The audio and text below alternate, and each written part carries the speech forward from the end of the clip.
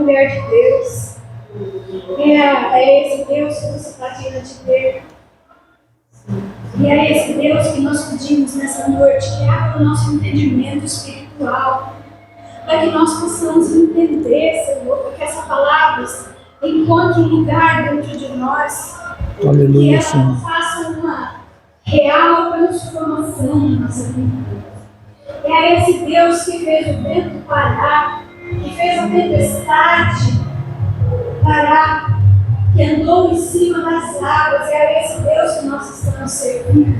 Ele é capaz de fazer qualquer coisa. Então não tenha nenhuma resistência com esse Deus. Não tenha medo de nada. Não tenha medo das coisas que estão por vir. Não tenha medo da situação que você está vivendo. Porque Ele é capaz de realizar qualquer coisa. Mas duro o coração, Ele é capaz de amolecer e fazer ter um coração de carne. É esse Deus. Senhor, nós te pedimos, Deus, muda, Senhor, a nossa vida, transforma o nosso coração, realiza a tua obra na nossa vida, aqui de dentro para fora, Senhor, para que haja uma real conversão a cada um de nós e as nossas famílias, Senhor. Nós entregamos na tua presença. Senhor, eu sei que tem pessoas aqui que estão passando por dificuldades, que parece que não tem jeito, que parece que não tem fim, mas é diante desse Deus Todo-Poderoso que nós estamos aqui. E nós cremos que o Senhor pode realizar qualquer coisa. Então nós te entregamos, Senhor, a nossa vida, a nossa família, os nossos problemas, as nossas tempestades. Nós confiamos no Senhor. A nossa confiança está em Ti, Senhor. Nós não confiamos na força do cavalo, como nós vemos no texto do início, mas a nossa esperança está em Ti, Senhor. Portanto, eu te peço, Senhor, Espírito Santo, move-te no nosso meio nessa noite, usando a Tua palavra para mudar corações, para mudar vidas, para mudar situações. Usando, Senhor, a Tua palavra para transformar o nosso coração duro, Senhor. Em nome de Jesus, Pai. Transforma, muda, opera nas nossas vidas. Em nome de Jesus.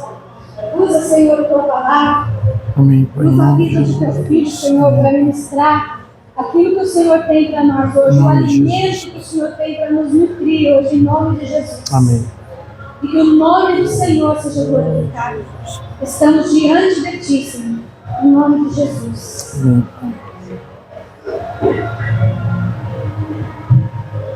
Oi, som.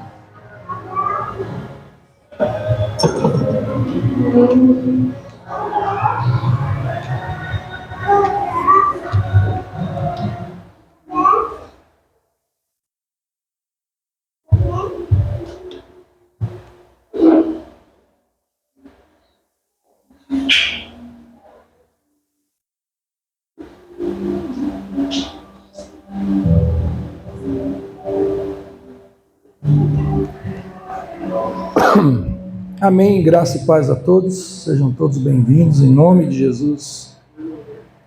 Quero baixar bem isso aqui, que é só para captar o som ali, está muito alto, né?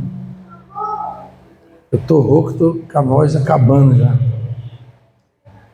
Você que está nos acompanhando de longe, e você que está aqui perto, nós estamos vindo de uma sequência de ministração sobre encontros com Jesus. De todas essas ministrações, no último dia, nós passarmos por todas as ministrações das pessoas que encontraram com Jesus, quais foram os resultados, o que elas alcançaram, o que elas fizeram, como elas se comportaram. Eu vou desafiar você a vir aqui na frente e contar como foi o seu encontro com Jesus. Então se prepare, lá na frente. Vocês vão chegar aqui, quem vai pregar vai ser vocês. Cada um vai ter a oportunidade de vir aqui falar. O meu encontro com Jesus foi nessa época, eu vim lá do Maranhão, conheci Jesus aqui, na igreja tal, o pastor que orou por mim, e minha vida foi transformada, mas eu sei que isso é resultado da oração de mamãe, lá atrás, e assim por diante. É lógico que o desafio é para todos que quiserem, né? Tem gente que tem vergonha, tem gente que não tem muita habilidade para falar, e outros ainda não encontraram Jesus, né? Não tiveram encontro com Jesus. Vai falar o quê? Se ele teve encontro com a religião, se ele teve encontro com a igreja, o culto aqui domingo, ele ainda não teve encontro. A pessoa que não teve encontro com Jesus não tem o que falar. Ele vai dar outra desculpa, porque quem quer dá um jeito, quem não quer dá uma desculpa. Eu sei que tem gente que tem vergonha, mas dá para ver pelos frutos. A gente se conhece a árvore. Jesus falou isso, não foi? Pelos frutos se conhece a árvore. Quem pode dizer se houve uma mudança na vida do Júnior? Principalmente a esposa dele, que vive com ele. Eu vejo ele de vez em quando. 1, 2, às vezes 3 vezes por semana. Agora, se a vida dele mudou mesmo em relação a comportamento, na hora da crise, na hora da briga, na hora da confusão, na hora que o negócio está tornando, se realmente Jesus entrou na vida dele e ele mudou, quem vai poder dizer com maior convicção isso é quem convive com ele ao lado dele. Eu pego o Júnior de exemplo porque está bem aqui na minha frente, mas serve para todo mundo. Quem melhor conhece o Edinho é a esposa, né? O professor da escola não conhece seu filho, sua filha, mas você, quem conhece bem, sabe quem é o cara na hora do pega, é a patroa que está do lado. Ou o contrário também, né? O marido conhece bem a esposa. Pode servir de testemunho e falar, não, realmente, esse jovem aí teve uma mudança de vida. Que eu conheci ele era assim, agora ele está assado. Eu conheci ele vivia dessa forma, agora ele vive diferente. A melhor pregação que a gente tem para o mundo, Val, é a nossa vida transformada. Não é a falação. Tem gente que pensa que a pregação é ficar falando o povo aí fora. Sabia? Aceita Jesus. Vai chegar uma hora, Isaac, pode chegar uma hora que alguma pessoa vai ouvir o que ouviram da boca de um líder religioso, no nome daquele indiano lá, o Dalai Lama. Um dia foram falar para ele de Jesus, sabe o que ele falou? Eu creio no Cristo que você fala, não creio no cristianismo que você vive. Eu concordo, eu aceito, eu acho muito bom o Cristo que você prega. Mas o Cristo que você vive tem nada a ver com o que você fala. E isso tem de monte, Val. Tem de monte de gente que fica arrotando uma coisa e vivendo outra. E o que mais pega a gente não é o que a gente fica falando, é o que a gente fica vivendo. A nossa vida deve ser uma pregação. Em silêncio, sem abrir a boca. Sem ficar falando, sem ficar usando camiseta, sem ficar colocando versículo bíblico no carro. Que adianta eu pôr um versículo bíblico no carro e fechando os outros na rua? Mostrando o dedo dos outros na rua. O que adianta? Que Jesus é esse? Que só funciona no domingo. A hora que vai lá, no domingo, o pastor, 7 horas começa. Vamos acender Jesus. Acabou o culto, pode apagar Jesus. Agora, gente, atenção, 1, 2, 3. Todo mundo com carinha de crente. Por quê? Porque nós acendemos Jesus e ele está aqui agora. Mas quando a gente sai daqui, a gente fecha a porta, larga ele aqui e vai para casa viver a vida louca. Então, encontros com Jesus, na Bíblia, estão repletos de pessoas, homens, mulheres, mortos, que encontraram Jesus e voltaram a viver. Aleijados que não andavam e voltaram a andar. Cegos que não viam e passaram a ver. O pastor já ministrou vários, eu também. Um dos que eu falei foi sobre o gadareno, que estava endemoniado. Tem gente aqui que não vivia igual o gadareno, preso, com corrente no cemitério, mas vivia uma vida parecida com o gadareno. Era insuportável ficar perto daquela pessoa. Quando Jesus entra na vida de alguém, isso é transformado. E não é transformado de fora para dentro, Edinho. A vida com Jesus é o contrário da religião. A religião vem e fala assim, você não pode usar esse tipo de roupa, você não pode usar esse tipo de cabelo, você não pode beber tal coisa, você não pode comer tal coisa. A religião tenta fazer isso com o ser humano, tentar mudar ela de fora para dentro. Jesus, quando a pessoa encontra com Jesus e ele abre o coração para Jesus, Jesus muda a pessoa de dentro para fora. Ele não está preocupado se você bebe cerveja ou vinho agora. Ele está preocupado se o seu coração é dele. Porque se o seu coração for dele, tudo que não presta na sua vida, ele vai convencer você a jogar fora. Seja roupa, seja bebida, seja mentira, seja o que for. Eu aprendi isso com o pastor Lucimar. Ele sempre dizia para mim, Anderson, nunca tire nada de ninguém. Dê aquilo que a pessoa não tem, que é Jesus, e ela vai se desfazer daquilo que não presta. Porque por muitos anos, Isaac, eu entendi que evangelizar era ficar falando para os outros como que eles deveriam se comportar. Tem que ir no culto, tem que ir na igreja, tem que batizar, tem que dar dízimo, tem que portar roupa, não pode falar isso, não pode falar aquilo. Mas era pura religiosidade. Eu que estava tentando convencer a pessoa. A Bíblia diz que o homem não convence ninguém. Quem convence o homem do pecado, da justiça e do juízo é o Espírito Santo. E o Espírito Santo não age de fora para dentro, ele age de dentro para fora. A questão é você entender que o Espírito Santo passou a habitar dentro de você. E começar a viver essa consciência. De que não precisa estar na igreja, o pastor não precisa estar vendo, a sua esposa não precisa estar vendo, ninguém precisa estar vendo, é você e Deus. Você fala assim, não posso mais ter esse tipo de comportamento. Mas não é por causa do que os outros estão falando de mim, mas é porque o Senhor está me vendo. Uma coisa, por exemplo, todo pecado de adultério, seja ele do homem ou da mulher, antes de ser o pecado contra a pessoa, é contra Deus primeiro. Todas as vezes que uma mulher está adulterando, primeiramente ela está pecando contra Deus, para depois ser um pecado contra o seu cônjuge. Se todos nós parássemos para pensar nisso, quando você fosse abrir uma página pornográfica no seu celular, você ia pensar duas vezes. Quando você fosse fazer algo que não agrada ao Senhor, você ia pensar duas vezes. Então, nós estamos vindo dessa conversa. Todos esses assuntos que a gente está estudando, domingo passado, foi uma bênção aqui. Tinha 3 pessoas aqui domingo passado. Eu, a pastora e a Val. Mas eles estavam no departamento infantil, né? Então podia ter, verdade. Tinha o Theo e a Alice também.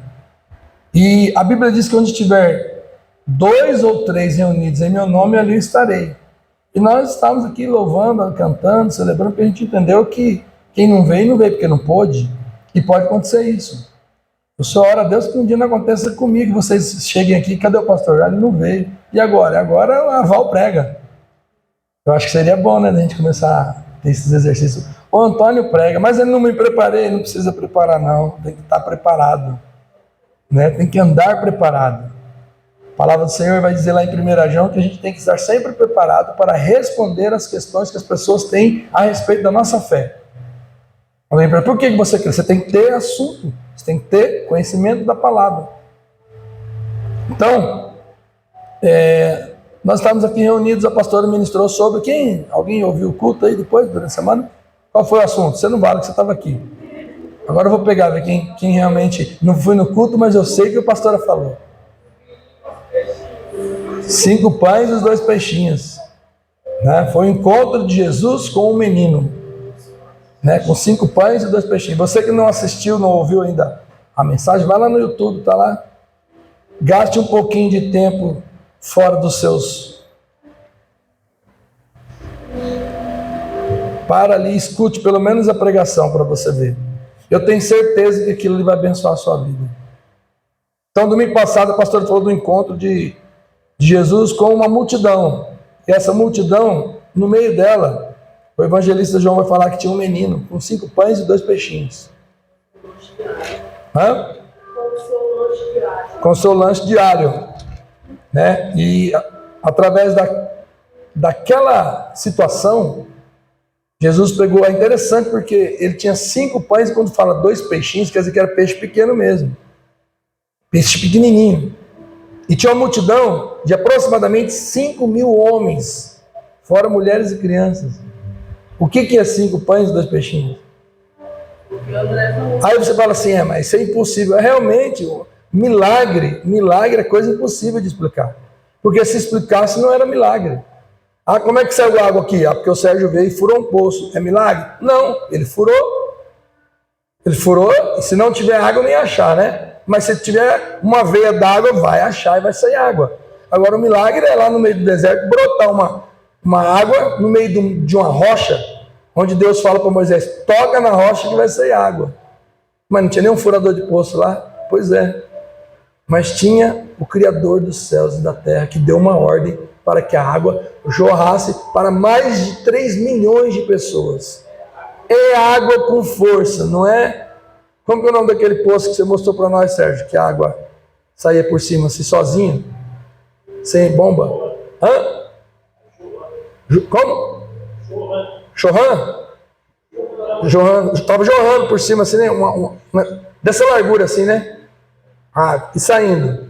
Aquilo ali, quem criou, quem fez tudo aquilo foi o Senhor. As águas que tem por baixo do solo. Esse Deus falou para Moisés, vai lá e toca na pedra que eu vou fazer jorrar uma água ali para a multidão. Então, é inexplicável, porque o menininho tinha 5 pães e 2 peixinhos, Val, que não alimentava nem os discípulos. 5 com 2 dá quanto? Quantos eram os discípulos? 12. Mais Jesus, 13. Dava para eles? Dava, mas não matava a fome de todo mundo. O texto diz que o menininho falou, eu tenho aqui 5 pães e 2 peixinhos. O discípulo falou, ó, tem um menino aqui que tem um lanchinho. Aí um deles falou, mas o que é isso para tanta gente? Só que ali tem uma chave para você entender. O milagre, muitas vezes ele vem daquilo que você apresenta a Deus. Lembra da mulher que o profeta falou, vá lá na sua casa e pegue as vasilhas para encher as botijas? Lembra? Ela pegou a vasilha na casa dela. Nesse caso, Jesus falou, o que tem? 5 pães e 2 peixinhos? Um dos discípulos falou, mas o que é isso para tanta gente? Seria necessário pelo menos 200 denários. Você sabe o que é 200 denários para aquela época? Ô Júnior, são 200, um denário era uma diária de serviço. Uma diária de serviço você paga para um trabalhador, lá naquela época é um denário. Então seria necessário 200 dias de serviço, de dinheiro, de diária, para comprar pão para a multidão. Jesus, diz o texto, pegou os 5 pães e 2 peixinhos, aí que está a chave. Levantou os olhos aos céus, deu graças e mandou os discípulos repartir para a multidão. Sérgio, sabe o que mais me impressiona? Não é que a multidão, mais de 5 mil pessoas comeram dos 5 pães e 2 peixinhos, se fartaram. A minha cabeça fica pensando como que conseguiu recolher mais do que tinha. O texto diz que eles recolheram, vê lá, 12 cestos cheios. Jesus mandou recolher o que sobrou, Sérgio. Porque se tem uma coisa que Deus não se agrada é de desperdício, principalmente de comida. Eu vejo isso nas casas. Quando eu vou comer na casa de alguém, a primeira coisa que eu reparo é isso. O cuidado que a pessoa tem com o alimento. Come, enche bucha e fica lá sobrando, não guarda, não pensa, vamos recolher para dar para quem não precisa, ou vamos guardar para a janta. Não, deixa aí, deixa os mosquitos sentar, colocar o ovinho em cima das coisas, que se lasque. Porque outrora não tinha nem aquilo, agora que tem, não dá o cuidado devido. É assim. Eu vejo muitas pessoas fazendo isso. Olha lá o texto, ele fala, recolheram, pois, e encheram 12, ali fala alcofas, quer dizer, 2 cestos de pedaços dos 5 pães de cevada e os 2 peixinhos. Isaac, como pode recolher mais do que o que foi apresentado?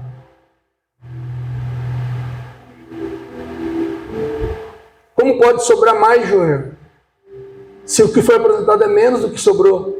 Eu aprendo uma coisa, Deus sempre tem abundância para nos dar, ao ponto de sobrar, mas não para desperdiçar e jogar fora. Porque o próprio Jesus mandou, recolha todos o que sobrou, recolha. Eu estou falando isso porque a pastora fez uma aplicação de tudo isso sobre a nossa vida. E eu quero que você assista aquela mensagem. Eu até ia pregar ela de novo, mas não vou fazer não. Não tem como pregar de novo. Hoje eu quero falar sobre Pedro. Abra sua Bíblia. No Evangelho de Jesus Cristo segundo João. Aprendeu, Antônio? O Evangelho é de quem? De Jesus. Nós vamos ler a versão segundo João. O evangelista João. Capítulo 21. É o último capítulo de João. Aqui, queridos, Jesus já tinha morrido e já tinha ressuscitado. É uma das aparições de Jesus para os discípulos. É o encontro de Pedro, eu vou chamar hoje que é o encontro de Pedro com Jesus depois de ressuscitado. Uma coisa era Jesus antes de ressuscitar, outra coisa era Jesus depois de ressuscitado. Tanto que você vai ver aqui que alguns não reconheceram ele de longe. Quem que é que está lá? Há um discípulo, João falou, é Jesus, é o mestre. Aí Pedro pula na água e sai nadando, que estava distante. Vamos ler o texto. Eu vou ler aqui, junto com a Val. Vamos lá. Depois disso, manifestou-se Jesus outra vez aos discípulos junto do mar de Tiberíades e manifestou-se assim. Como que ele se manifestou? Depois de ressuscitado. Estavam juntos Simão, Pedro, Tomé, chamado Dídimo, Natanael, que era de Canaã da Galileia, os filhos de Zebedeu e outros 2 dos seus discípulos. Então tinha uma turma ali. Disse-lhe Simão Pedro, vou pescar. Disseram-lhes, também nós vamos contigo. Foram e subiram logo para o barco e naquela noite nada apanharam. Olha aqui para mim, por favor, diga comigo, nada apanharam. Pescaram a noite toda e nada apanharam. O que isso aí é um sinal de? Põe a cabeça para funcionar. Fracasso. Eles fizeram a noite toda e não pegaram nada. Edinho, é gostoso pescar. Você gosta de pescar? É gostoso pescar, mas não pegar nada a noite toda, né? Deu um trabalho lascado. Os caras eram pescadores. Pescaram a noite toda, não é 1h, 2 horas, a noite toda. Não apanharam nada. Fracasso, insucesso, não deu certo o que eles queriam. Jesus já tinha morrido. Por que eles foram pescar? Onde eles deviam ter ido? Pregar o evangelho. Jesus falou, vai pregar o evangelho. Ele falou, acabou. Jesus morreu, acabou. Algum deve ter falado, mas ele vai ressuscitar. Você acha que vai? Gente, bora voltar a fazer o que nós fazíamos. Vamos pescar. Sabe o que é isso, Sérgio? Quando Deus me chamou para o trabalho ministerial, eu tinha uma oficina, eu fechei a oficina. Como se hoje eu falasse assim, quer saber de uma coisa? Esse negócio de pregar o evangelho, palavra de Deus, eu não quero saber de mais nada, eu vou voltar à minha oficina. Mais ou menos isso. E sendo já amanhã, a noite toda, Jesus se apresentou na praia, mas os discípulos não conheceram o que era Jesus. Eles andaram 3 anos e meio com Jesus, viram Jesus na praia, mas não tinham reconhecido que era ele. Ele estava com o corpo glorificado, possivelmente com uma aparência diferenciada. Disse-lhe, pois, Jesus viu eles no barco, de longe, mais ou menos 100 metros. Filhos, tem alguma coisa de comer aí? Responderam eles o quê? Não pegaram nada. Mais uma negativa, não tem nada. E ele lhes disse, lance a rede para o lado direito do barco e vocês vão achar. Lançaram depois e já não podia tirar pela multidão de peixes. Lançou a rede, em seguida já travou. Então aquele discípulo a quem Jesus amava, que era João, disse a Pedro, é o Senhor. E quando Simão Pedro ouviu que era o Senhor, cingiu-se com túnica porque estava nu. Já pensou? Alguém que já pescou peladão? Pedro estava peladão, pescando peladão.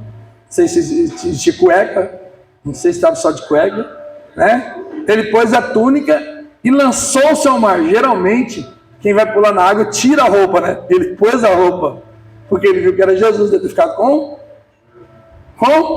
vergonha. Não é assim que você fica quando você peca? Fica com vergonha. Vergonha de ir no culto, vergonha de falar com a esposa, com o marido, vergonha de se apresentar a Deus, porque você está nu. O que te lembra isso lá no Jardim do Éden? Quando Deus chegou para Adão e Eva, se esconderam. Deus falou, quem fez você ver que vocês estavam nu? Porque a nudez ali significa o quê? Transparência. Estava vendo tudo. E hoje você não precisa estar nu para Deus ver tudo em você. Bom, vamos lá. E outros discípulos foram com o barco. Então Pedro pulou na água, foi nadando, porque não estava distante da terra, senão quase 200 côvados. 200 côvados seria mais ou menos 100 metros, porque um côvado é 45 centímetros. Aí se você for ver outras versões, tem o côvado egípcio, o côvado judaico, tem várias medidas, mas a base é a medida de um braço assim, Júnior. Um côvado, quer dizer, daqui aqui, ó, que o povo antigo usa para medir calça. Alguém já viu isso? Quando você vai na loja comprar calça, em vez de vestir a calça, põe a cintura aqui e aqui. Se servir aqui, serve na cintura. Porque geralmente isso aqui, ó, essa distância daqui a aqui é o dobro da cintura que a gente tem. Não sei se vocês já viram isso. E outros discípulos foram com o barco, porque estavam distantes da terra, uns 200 côvados, levando a rede cheia de peixes. Vamos continuar. Logo que desceram na terra, viram ali o quê? Quem fez a brasa? Júnior, presta atenção. Jesus perguntou, tem uma coisa de comer? Eles falaram o quê? Não. Por que Jesus está pedindo comida para eles? Se ele já tinha tudo pronto. Pensa comigo, quando Jesus quer uma coisa sua, não é porque ele precisa. É porque ele quer ensinar você a não depender daquilo. Ele não precisa do seu dinheiro. Ele não precisa do seu tempo. Ele não precisa da sua atenção. Ele quer ensinar você a não depender daquelas coisas. Porque ele já tem tudo. Logo desceram para a terra, viram ali brasas e um peixe posto em cima e pão. Brasa, peixe e pão. Estava tudo pronto. Imagina Pedro chegando lá. Por que pediu comida, filho? Tem comida aqui, ligou para o iFood, entregou enquanto eu vim nadando, chegou um motoqueiro, entregou. Não. Jesus disse, traz um dos peixes que vocês apanhassem. Olha só. Ele precisava, Sérgio? Não, porque ele já tinha o dele. Pô. Traz de vocês. Tipo, vamos ter comunhão. Vamos tomar um caldo junto na casa do irmão Antônio e da mãe Antônia. Comunhão, relacionamento, a comida faz parte do ajuntamento. Simão Pedro subiu e puxou a rede para a terra. Ele levantou e foi lá e puxou as redes. Falou, tipo, eu vou mostrar para Jesus que eu sou um cara trabalhador. Eu vou mostrar que eu sei fazer o serviço, porque eu sou um cara, eu sou pescador. E começou a puxar a rede cheia de 150 grandes peixes. E sendo tantos, não se rompeu a rede. Continua. Vamos chegar onde eu quero. Disse-lhe Jesus, vinde, Pedro, para de ficar se esforçando, vem comer. Antes de você fazer, já estava pronto. Vem comer, vinde, comei. E nenhum dos discípulos ousava perguntar, quem és tu? Você é Jesus mesmo? Porque para eles Jesus tinha morrido. E ali quem estava ali era Jesus ressuscitado. Sabendo que era o Senhor. Chegou, pois, Jesus, tomou o pão, deu-lhes, e semelhante o peixe, tipo, repartiu, come aí, toma aí, come. E era a terceira vez que Jesus se manifestava aos seus discípulos, depois de ter ressuscitado dentre os mortos. E depois de terem jantado, disse Jesus, Simão Pedro, filho de Jonas, ama-me mais do que esses outros? E ele respondeu, sim, Senhor, tu sabes que te amo. E Jesus disse para Pedro, apacenta as minhas ovelhas. Tornou a dizer a segunda vez, Simão, filho de Jonas, ama-me? E disse-lhe, sim, Senhor, tu sabes que te amo. Disse-lhe, apacenta as minhas ovelhas. Disse-lhe Jesus a terceira vez, Simão, filho de Jonas, ama-me? Simão entristeceu-se por lhe ter dito a terceira vez, ama-me. E disse, Senhor, tu sabes de todas as coisas, tu sabes de tudo, e sabes que eu te amo. E Jesus disse, apacenta as minhas ovelhas. Na verdade te digo, que quando você era mais moço, te cingias o lombo a ti mesmo, andavas por onde querias. Mas quando fores velho, estenderás as tuas mãos e outro te cingirá e te levará para onde tu não queiras. E disse isso, significando com que morte, um tipo de morte havia ele de glorificar a Deus. E dito isso, disse a Pedro, segue-me. E Pedro, voltando-se, viu que o seguia aquele discípulo a quem Jesus amava, e que na ceia se recostava também sobre o seu peito, e dissera, Senhor, quem é que há de te trair? Vendo Pedro a esse, disse-lhe a Jesus. Então Pedro viu João, e João tinha perguntado quem ia trair. Quando Pedro viu João, em vez de ele entrar no assunto que Jesus estava falando, ele falou assim, e esse aí, o que vai ser dele? O que você vai fazer dele? Você já viu gente assim? Estou conversando com o Antônio aqui sobre a vida do Antônio, ele fala, sabe do Júnior? Eu estou falando de você, Antônio, não estou falando do Júnior. Por que você quer puxar o assunto da vida do Júnior? Vamos falar sobre nós. Pedro fez isso. E esse aí, o que vai ser dele? Olha a resposta de Jesus. E Jesus lhe disse, se eu quero que ele fique até que eu venha, o que te importa a ti? Segue-me tu. Você me siga. Só para ele tá bom. Olha que interessante. Eu acho que tem umas versões que vai falar assim, o que você tem a ver com isso, Pedro? A vida de João, eu resolvo. Inclusive, você vai descobrir depois, eu falei, acho que foi lá na casa do Antônio, quando nós estávamos lendo o texto lá, que João era um dos discípulos que não morreu assassinado. Foi para a ilha de Pátmos. Esse João aí foi o único discípulo que não foi assassinado. E morreu, né, de velhice. Preso numa ilha. Então, isso aqui já era para dizer o que ia acontecer com João. João não ia sofrer o que Pedro sofreu, por exemplo. Como que Pedro morreu? Não está na Bíblia, mas já viram no livro de história? Pedro foi crucificado de cabeça para baixo. Quando eles foram crucificar Pedro, ele falou assim: eu não sou digno de morrer como meu mestre. Aí eles falaram: viraram a cruz de cabeça para baixo e penduraram ele de cabeça para baixo, na cruz. Outros foram serrados ao meio, queimados vivos. E você acha que você ainda defende Jesus? Você ainda acha que está passando por tribulação? Muito bem, essa história aqui, vou recapitular com você. É a história de Jesus, depois de ressuscitado, aparecendo para os discípulos. Eu gosto do pastor Israel, lá de Londrina. Ele vai contar essa história, ele fala assim: eu posso ouvir uma voz celestial quando Pedro jogou a rede no mar. Eu posso ouvir uma voz celestial dizendo ao cardume de peixe: vão para aquela rede. Por que a rede de Pedro? Porque eles tinham, pensa comigo, gente, eles tinham pescado a noite toda e não tinham pego nada. Estavam frustrados, cansados, desanimados, tristes, porque Jesus tinha morrido, não tinha citado aqui para eles, não tinha visto ainda, alguns deles. Falou: agora o que vamos fazer? Vamos pescar. E frustrou a pescaria. Mas, quando Jesus olha eles de longe: ei, tem uma coisa de comer aí? Não tem, não. E alguém: o que será que é? Porque estava amanhecendo, por isso que eles não conheceram também Jesus, estava meio escuro. Jesus falou assim: lança a rede para o lado direito que vocês vão pegar peixe. Sabe o que eu aprendo com isso, Val? Se Jesus sabe onde estão os peixes,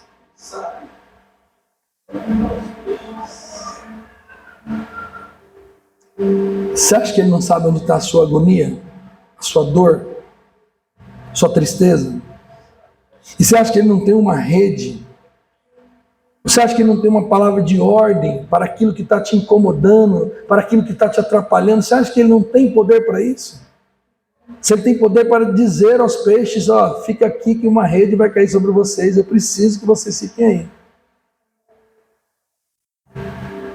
O texto diz que eles puxaram tanto peixe, e João olhou e falou para o Pedro: é o mestre. O texto diz que Pedro se vestiu, porque estava nu, pulou dentro d'água e saiu nadando em direção a Jesus, enquanto esse cara no barco. E quando chegou lá do outro lado, o que ele encontrou? Jesus, pão, brasa e peixe. Eu aprendo assim que, enquanto você fica aí suando, eu tenho que trabalhar bastante, fica trabalhando bastante, deixa pro anticristo tudo aí, deixa pro Ricardão, que vai ficar com a sua esposa, bonitona, ele vai vir pegar seu dinheiro, investir na sua mulher, deixar ela bem bonitona, e você não vai gozar de nada, sabe por quê? Porque você está com tanto dinheiro e morreu e ficou tudo pros outros. Ah, pastor, você é contra o dinheiro? Não, eu sou contra pessoas que param a vida com Deus por causa de dinheiro. Para de servir a Deus para servir Mamon. Sabe o que é Mamon? É o Deus do dinheiro. Por isso que Jesus fala lá: é impossível servir a dois senhores, a Deus e as riquezas. O problema não é você possuir riquezas, o problema são as riquezas possuir você. Porque tem gente que o recurso vem na mão dele e ele é tão abençoado que ele sabe retribuir, sabe investir, sabe abençoar a obra do Senhor, as pessoas. Ele é uma pessoa que não concentra a riqueza nele mesmo. Ele é um canal de bênção. A bênção entra nele e sai para outros lugares também. O problema é quando aquela pessoa começa a idolatrar o dinheiro, o poder, a riqueza. Vocês já viram contando a historinha do irmão que tinha um Monza, na época que saiu o Monza? Quem lembra do Monza? Carro Monza? Nossa, era o carro, não era, Sérgio? Década de 80. Saiu o carro, nossa, quem tinha um Monza? Aí disse que o irmão comprou um Monza, lindão, ele sentava assim, ó, igual tá o Júnior, assim, ó, mais para trás um pouquinho, na última poltrona do templo, porque a porta era aqui, ó, ele ficava prestando atenção no culto de olho no Monza dele, parado lá na rua. E se ninguém estava mexendo no Monza dele, que era o carrão, né?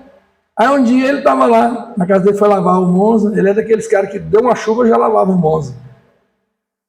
Colocava a gente para sentar, dar carona, sabe o que ele falava? Dá para você sentar um do lado direito ou do lado esquerdo? Para quê? Para equilibrar o amortecedor, para não... Se ele desse carona só para uma pessoa e falava, dá para sentar no meio? Lá atrás no meio. Por quê? Porque já tinha um desse lado e um desse lado na frente, motorista e passageiro. Aí lá atrás, se sentasse aqui, o carro dava uma... Então, ele para não desequilibrar o amortecedor. Aí diz que um dia, Sérgio, ele lavando o carro dele, o menininho dele, com o balde ali, ele esfregando e tal, o menininho dele catou um pedaço de pedra, que viu ele esfregando com a buchinha, catou um pedaço de pedra, pôs dentro do balde e começou do outro lado. A hora que ele escutou, ele deu a volta assim e viu o menininho com a pedra arriscando o Monza. Catou aquela pedra, mas deu umas pancadas na mão do guri com a pedra. Você não deve fazer isso no meu carro, isso é tudo no meu carro. O gurizinho chorando com a mãozinha tudo machucada. A mãe veio correndo. Está ficando louco, olha o que ele fez no carro aqui, ó. Quebrou os dedinhos do guri. Teve que levar para o hospital. E ele lá, olha aí o que fez agora. Meu moça! Quando chegou lá no hospital, a enfermeira fazendo curativo, o pai chegou junto. O menininho chorou e falou, papai, eu nunca mais vou estragar o seu carro. Pode ficar tranquilo, eu não vou mais fazer aquilo no seu carro. Eu te pergunto, que insanidade do ser humano, ao ponto de quebrar a mão da criança por causa de um carro. E você acha que a criança tinha intenção de fazer o quê? Ajudar a lavar o carro. Era só ele falar, não, peraí, isso aqui estragou, tem que arrumar. Pega uma buchinha, dá na mão da criança, aqui faz, é com isso aqui, é com essa aqui, isso aqui não pode. É igual eu vejo adulto hoje, tem vontade, olha, eu não sei quem que é pior, se é o adulto ou a criança, que a criança é criança, dá um celular de 5 mil reais na mão de uma criança, para ela brincar, de ver vídeo, não sei o quê. O que é 5 mil reais na mão de uma criança? É um brinquedo, filho. Isso aqui não é o que é para nós. Para nós é um instrumento de trabalho, uma coisa que você usa. Mas para uma criança, se largar isso na mão do Estevão, ele começa a achar legal brincar, daqui a pouco ele já solta no chão, taca, derruba. Não tem cuidado, porque para ele não tem consciência do valor que tem isso e como deve usar. Eu vejo isso constantemente. E quando você dá um aparelho desse na mão da criança, você está dando um valor de 5 mil reais na mão da criança. O que uma criança vai fazer com 5 mil reais? Para ela não é 5 mil. Então, estava falando do poder que tem as coisas na vida da pessoa. O problema não é você ter posses. O problema é aquelas posses te possuir. Eu tenho certeza que você conhece gente rica que parece que não tem nada. Do contrário, você também conhece, né? Gente que não tem merda nenhuma e se acha o bambambam. Se acha como se fosse o ricão. Comprou um carro zero, já acha que é o bichão da goiaba. Está pagando a prestação igual um louco lá e já olha os outros de cima para baixo. Nossa igreja em Cuiabá tinha uma família, morava no apartamento, eu já contei isso para vocês. 4, pai, mãe, não, era 5. Pai, mãe, o filho e 2 filhas. O Júnior, você já foi num apartamento que é 1 por andar? Cada andar é um apartamento. Alguém já foi? Geralmente são 2, 3, 4 por andar, né? Lá onde eu fui, era cada andar um apartamento. Grande. Apartamento enorme. De rico mesmo. O Sérgio, essas 5 pessoas iam na igreja, no culto. Cada um com seu carro. Moram tudo na mesma casa, cada um ia com seu carro. Domingo de manhã, vão, escola dominical. Na hora de ir embora, pergunta se dava carona para alguém. Tinha gente que morava longe, cara. Cuiabá, sabe que Cuiabá é grande, né? Nossa igreja era ali perto do Araés, tinha gente que morava lá em Várzea Grande, tinha que pegar um ônibus, 2, 3 ônibus para ir para casa. O que custava você que está sozinho no seu carro falar, irmão, quer uma carona? Você vê a mulher com criança no ponto de ônibus, você não tem coragem de falar, oi, eu te levo. Um dia eu perguntei isso para eles, por que vocês não... Dá para vir em um carro, dá para vir em 5. Não precisa esnobar desse jeito, vir cada um no seu carro. Vindo do mesmo lugar. E o pior não é isso, o pior é não oferecer nenhuma carona para ninguém. Eu fico pensando, um ser desse vem no culto e ainda pedir, Senhor, abençoe o meu trabalho para eu conquistar, para eu prosperar, eu quero. Para quê você ficar fazendo isso com as pessoas?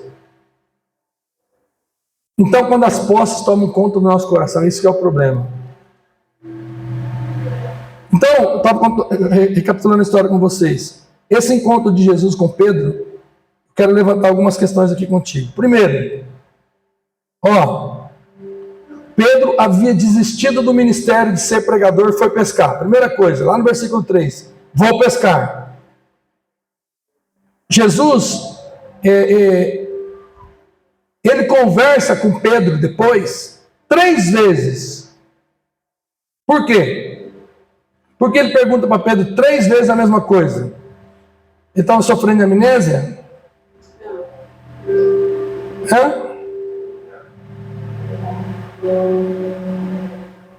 Por quê?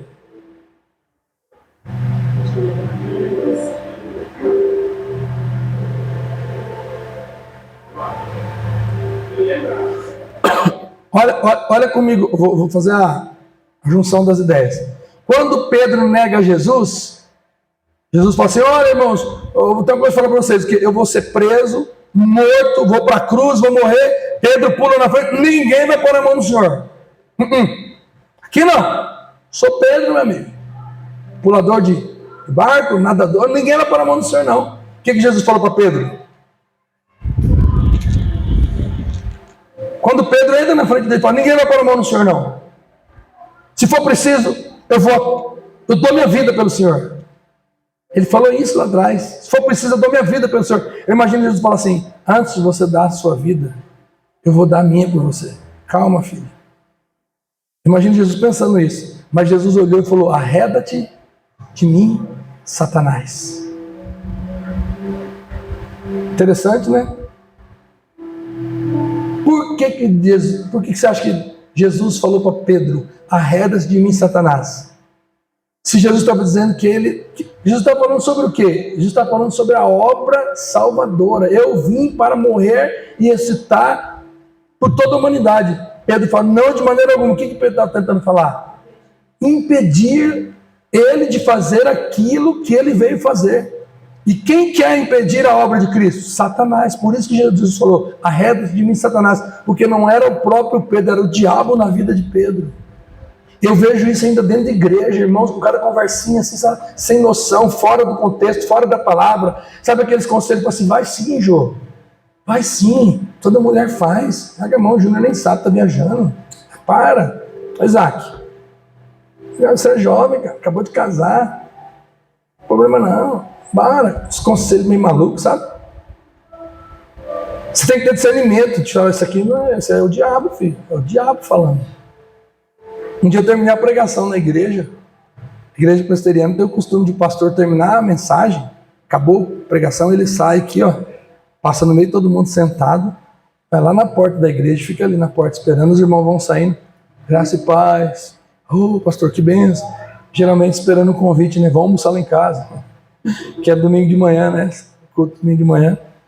Sempre tem um convite, vamos almoçar lá em casa, vamos almoçar lá em casa. Aí uma irmã passou assim perto de mim e falou, pastor, desse jeito. Na porta da igreja, uma fila do pessoal querendo sair, ela... pastor, mas que palavra maravilhosa. Que bênção de pregação. Se você não cuida, seu ego começa a fazer assim. Você começa a achar. Quando ela começou a falar isso, começou a me dar calafrio, assim. Parecia o bafo de Satanás, assim, no meu pescoço. Sabe? Uma senhora. Pastor, que palavra abençoada, que unção, não sei o quê. Eu amei, glória a Deus, irmã, glória a Deus. Eu estava de camisa branca e gravata vermelha. Ela pegou minha gravata e ajustou assim a gravata. Puxou assim, ajustando minha gravata. E falou assim: eu gosto mais de você pregando do que o outro, pastor. Que era o senhor, o pastor da igreja, para o qual me convidou para trabalhar com ele. Ele estava saindo da igreja. E tem um outro detalhe. Eu acho lindo o homem de camisa branca e gravata vermelha. Rapaz, na porta da igreja, acabei de pregar. Ela veio encher na minha bola, ainda querendo... Eu cheguei em casa, falei: pastor, amor, ora por mim. Ora por mim. Ele falou: o que foi? Eu falei: acabei de ter um encontro com Satanás na porta da igreja. Sério, gente? Vocês estão rindo? Sério? Aquilo pareceu bafo da... Eu falei em bafo da jiboia? Esse dia eu achei uma jiboia ali. Ela é meio branca e amarela, né? Quando você chega perto dela, se ela tem um cabeção grande, ela faz assim... Ela solta não sei se sai bafo, mas um barulho eu vi, Edinho. Cara, eu até assustei. Hã? Assopra, né? Daí que veio o tal do bafo da jiboia, né? Cara, eu cheguei em casa e falei: pastor, amor, ora por mim. Foi dito e feito. Aquela mulher fez uma confusão na igreja. Eu não conhecia ela, eu tinha recém-chegado, fazia uns 2 meses que eu estava na igreja. Olha a conversa. Por quê? Porque era o diabo na vida dela querendo quebrar minha vida. Aqui, quando Jesus fala para Pedro: arreda-se de mim, Satanás, é para dizer: Pedro, o que você está falando não tem sentido, você está fora de si. E Pedro fala: por ti eu daria a minha vida. Aí o que Jesus fala para Pedro? Pedro, você é tão fraquinho, que hoje mesmo, antes do galo cantar, você vai me negar 3 vezes. E naquela noite Jesus foi preso. E eles estavam prendendo todo mundo que estava com Jesus. Eu falei que ia fazer a junção, né? O texto diz que Jesus, os homens viram Pedro e falou: o menino falou: esse aqui, ó, é um deles, ó, se veste igual a eles. E o que ele falou para a pessoa? Não conheço esse cara. Jesus? Nunca vi nem mais gordo nem mais magro. Tem uma outra passagem que diz que ele, uma das 3, ele estava sentado na fogueira, junto com as pessoas aquentando. Alguém levantou e falou: olha aqui, ó, o discípulo de Jesus. Eu nem conheço, nunca vi. Olha, Jesus montou o cenário de Pedro negando Jesus, lá na fogueirinha. Jesus e Pedro na fogueirinha, com o peixe.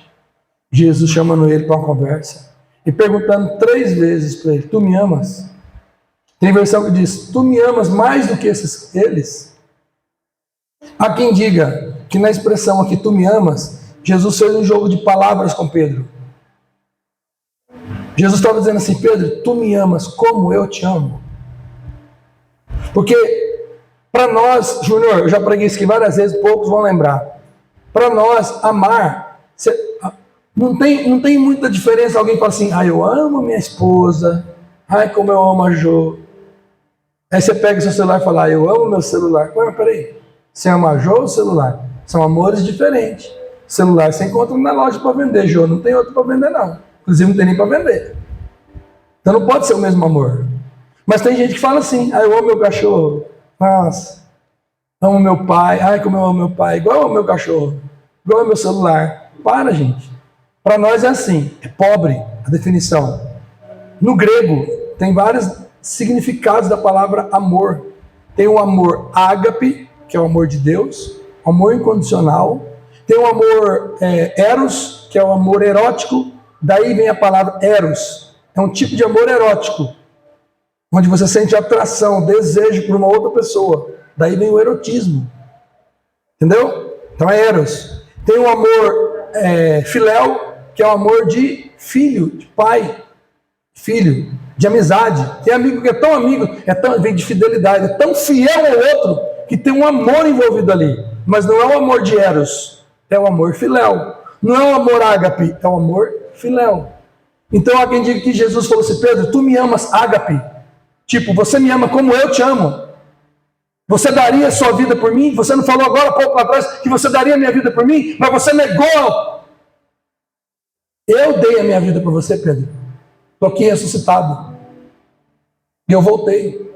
Pedro, tu me amas ágape? Pedro responde: Senhor, eu te amo, filéu. Jesus pergunta a segunda vez: Pedro, tu me amas ágape? você me ama do jeito que eu te amo? Se Jesus perguntasse isso para você hoje, o que você responderia para ele? Jesus perguntasse para você, Kaori, você me ama como eu te amo?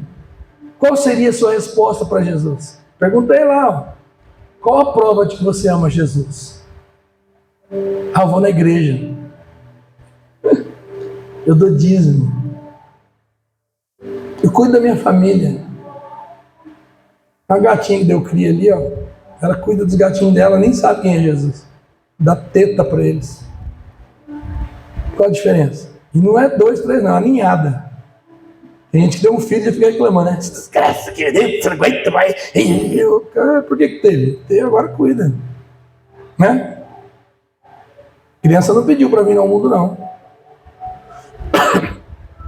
Jesus pergunta, Pedro, tu me amas como eu te amo? Pedro, todo acabrunhado, falou, o senhor sabe que eu te amo, filhão. E na terceira vez Jesus pergunta, tu me amas, filhão? O ágape, né?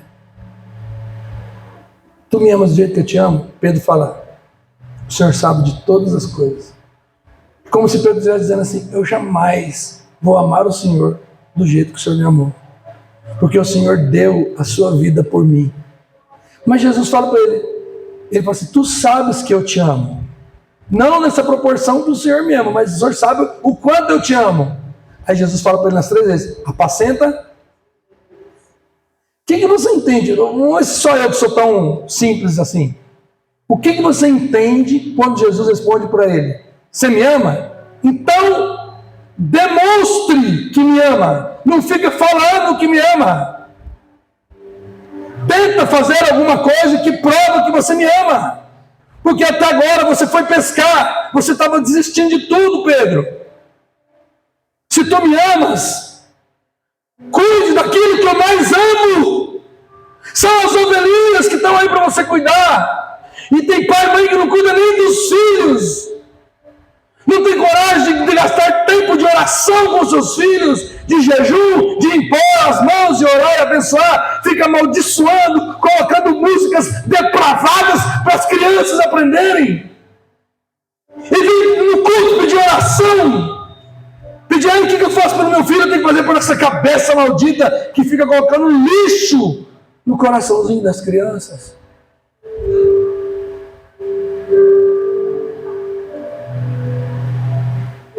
Jesus fala para Pedro, apacenta as minhas ovelhas. Quando alguém pergunta para mim, igual hoje, eu falo, quantas pessoas vão lá na sua igreja? Eu falei, não tem igreja, para começar. A igreja nossa lá, nossa comunhão, o nosso grupo, são todo mundo ovelha de um pastor. Jesus é o nosso pastor, eu sou uma das ovelhas de lá. Só tenho uma responsabilidade de pregar, de ajuntar, mas eu também sou uma ovelha. Se eu não cuidar, o cajado come solto em mim também.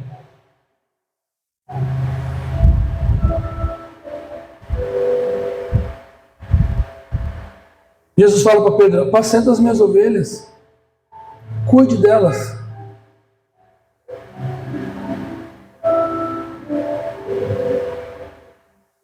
Tem uma versão que diz que Pedro sai chorando, né?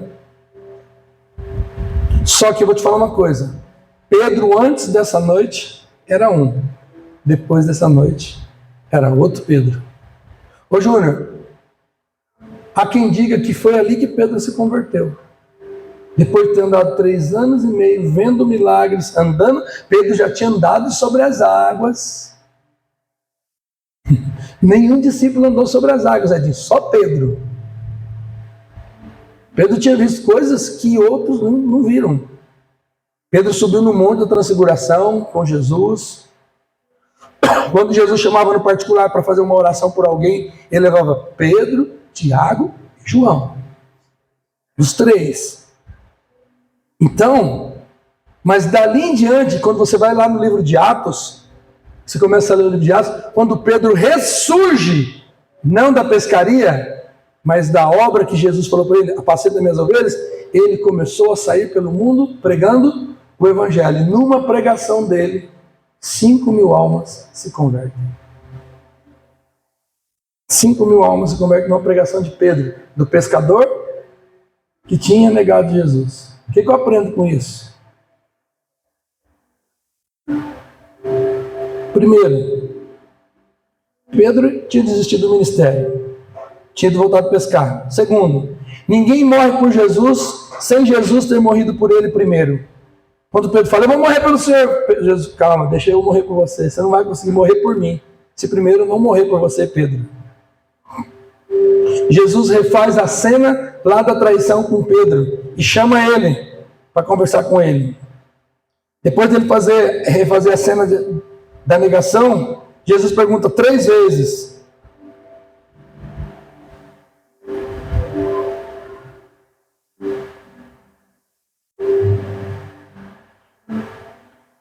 a maior prova do amor a Jesus é cuidar e alimentar as ovelhas. Não adianta você querer provar de outra forma. Jesus disse para Pedro: tu me amas? Senhor, eu te amo, então apacenta minhas ovelhas.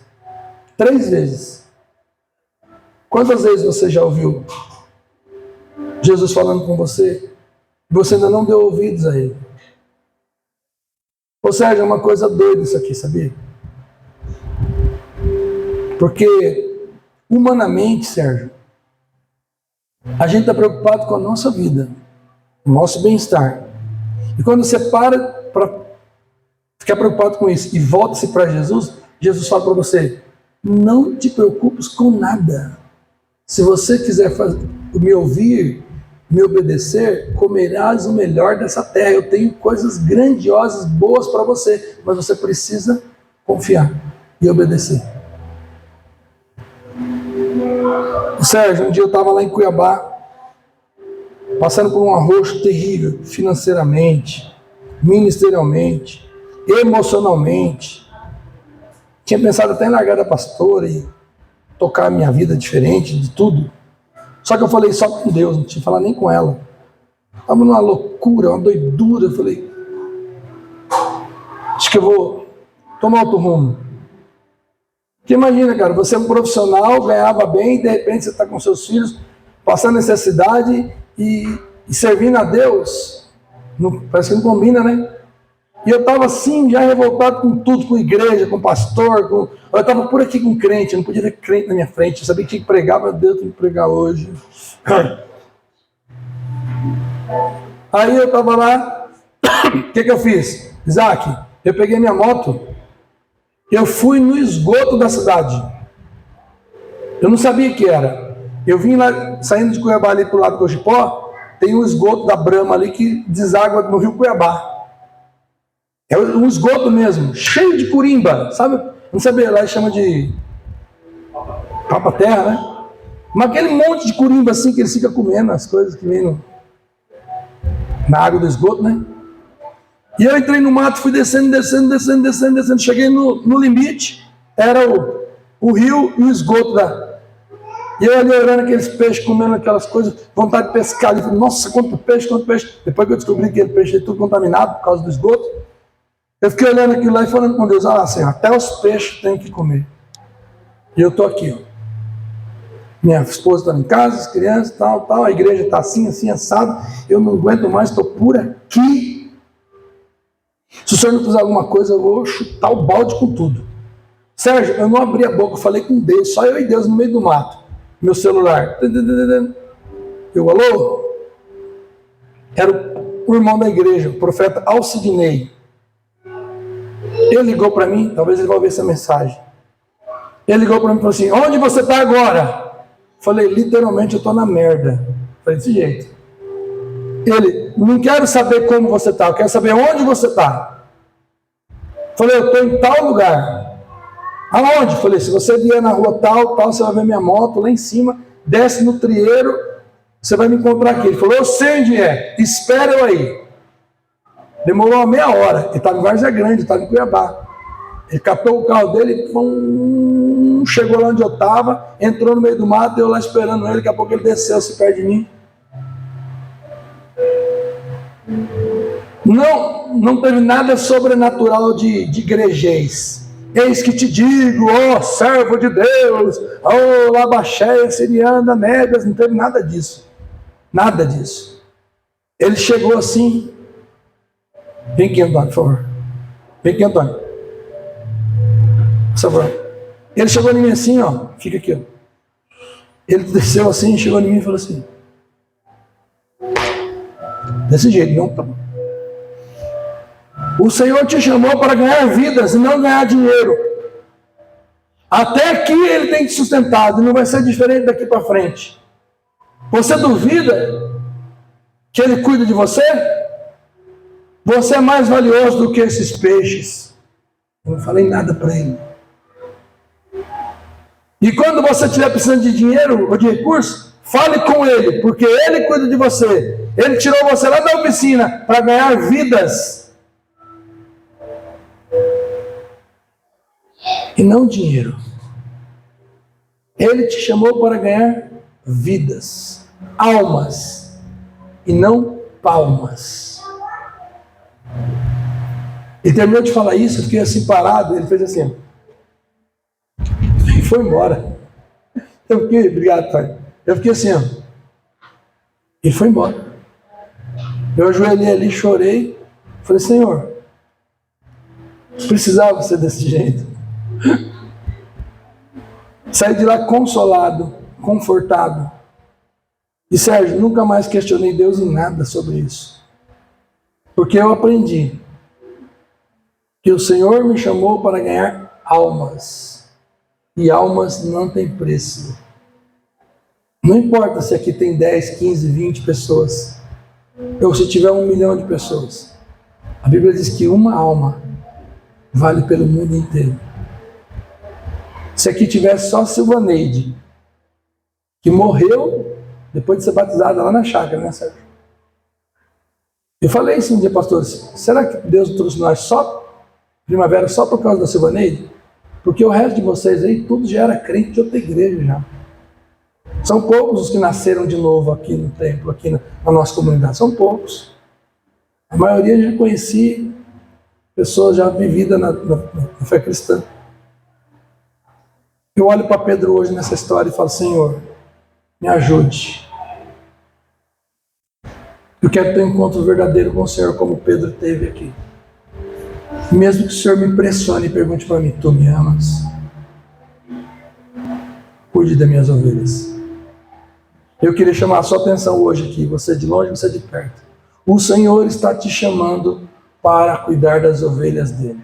Ah, pastor, eu tenho que deixar meu trabalho e viver na igreja? Não. Você tem que pregar o evangelho. Tem que não. Você foi convidado por Jesus a pregar o evangelho com a sua vida, o seu jeito de viver. Que as pessoas possam olhar para você e ver Cristo na sua vida.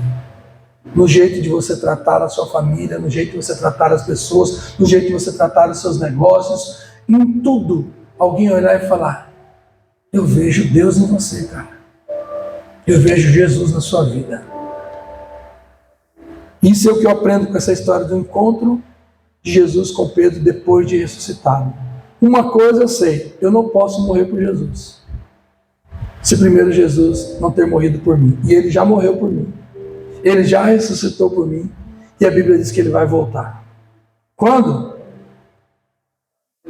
Eu não sei. Mas pode ser essa noite. Eu sei que para mais de 130 pessoas lá no Rio de Janeiro, Jesus já voltou. Naquele dia, 4 pessoas da polícia. Para aquelas 4 pessoas, Jesus já voltou.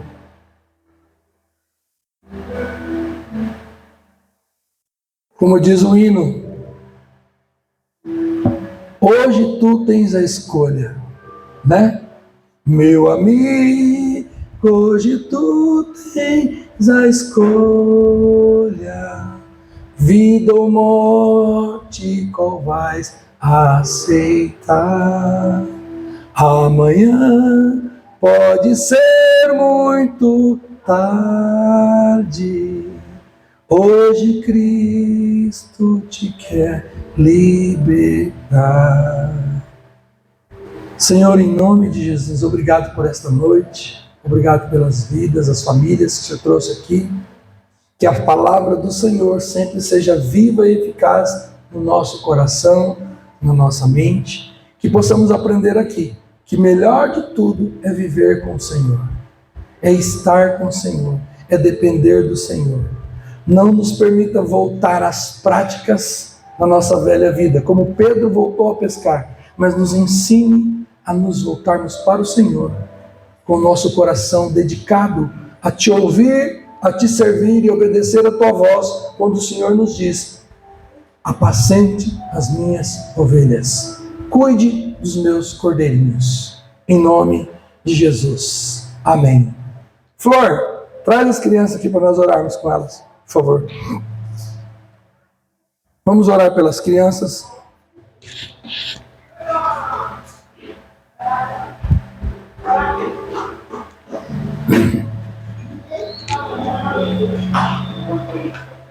Vem aqui, criançada. Ô, Martim, traz a gangue. Ó, tá aumentando o número da criançada aqui. Que maravilha. Ó, ainda bem que a Tutu veio. Ficou 3 contra 4. Porque senão ia ficar muito pouco. Vem, Tutu. Vem aqui, Tutu.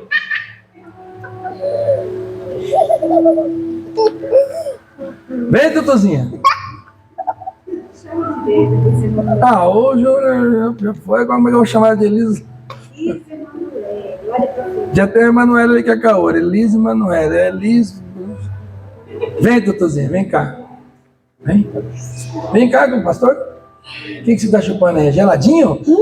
Que gostoso. Olha lá, vovô. Olha lá, vovô e vovó lá. A mamãe lá. Vamos orar? Crianças, adultas, levante a sua mão e abençoe seu filho, seu neto, seja quem esteja aqui na frente, em nome de Jesus. Ore o que você quiser orar, libere palavra de bênção sobre a vida dessas crianças, crescimento, proteção, livre do perigo, do mal, que os anjos do Senhor acampem ao redor dessas vidas, que essas crianças cresçam, te conhecendo, te servindo, te abençoando, vivendo para o Senhor. Senhor, obrigado pela vida do Anthony, que desde pequenininho tem vindo aqui, Senhor, e sido o meu amigo, meu parceiro de pescaria, de aventuras. Eu quero, ó Deus, que o dia que não estiver mais aqui, o Anthony possa contar para os seus amigos que ele teve um amigo pastor, ó Deus. Em nome de Jesus. Obrigado, Senhor, por esse privilégio de estarmos com as crianças aqui à frente e orarmos por elas pedindo a tua bênção, Senhor, a tua proteção. Que a unção do teu Espírito venha sobre cada uma delas, ó Pai. Trazendo sabedoria, inteligência, ó Deus, capacidade de serem, ó Deus, transformados pelo poder do Senhor. Nós abençoamos, em nome do Senhor Jesus, que essas crianças sejam ricamente guardadas, protegidas, abençoadas pelo Senhor, porque o Senhor é bom e tudo que o Senhor faz é bom. Em nome do Senhor Jesus, todos que creem digam amém. Amém, crianças? Eu quero que vocês dêem um abraço em cada um ali para eles serem abençoados por vocês também. Vamos lá, criançada. Graça e paz, Deus abençoe a todos em nome de Jesus. Ô, Teozão, meu guerreiro! Eu comprei um carrinho daquele, era o último que tinha lá na Americana. Acredita? Meu lindão, Deus abençoe, viu?